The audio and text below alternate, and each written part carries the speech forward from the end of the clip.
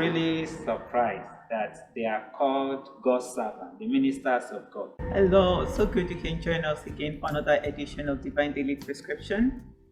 We've been talking about relationships, and we want to look at some form of relationship that we have in our social life, in our everyday life as believers in the community. Such an example of that is the relationship that exists between citizens and the government. You know, the Word of God says in Romans chapter 13 from verses 1 to 2, let every soul be subject to the governing authorities, for there is no authority except from God, and the authorities that exist are appointed by God.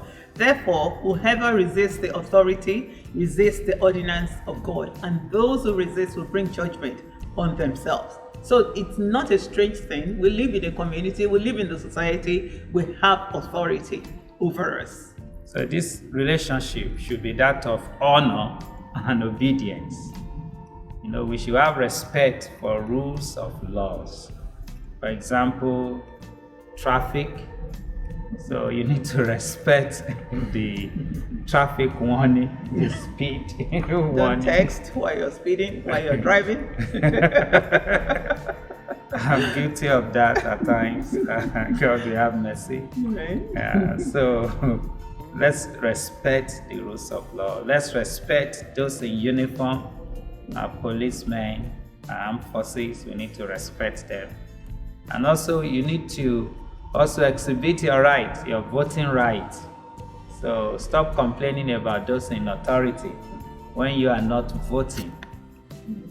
We need to also learn to honor our civil leaders, because that's what the Word of God tells us, still in the same book of Romans that we shared at the beginning of this edition.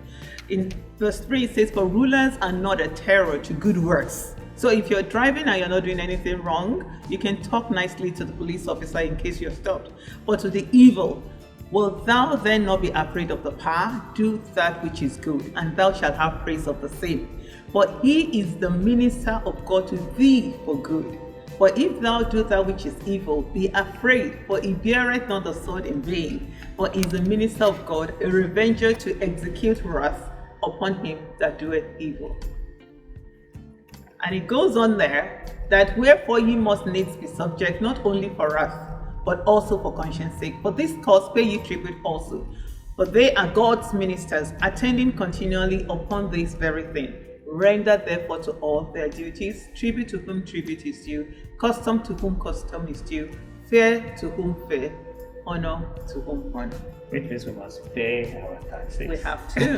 It's for real. Yeah. But I'm really surprised that they are called God's servants, the ministers of God, twice in Romans 13, 3-7. So true. Yeah. So which means we have no choice but to honor the policeman, the fireman, the councilman, our mayor, our MPP, our MP, our premier, our judges, our prime ministers. You know, we should stop saying all these bad things about them.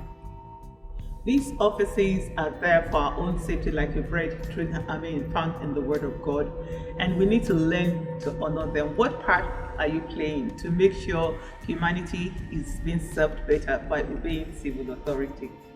Continue to do the right thing. And stop criticizing them.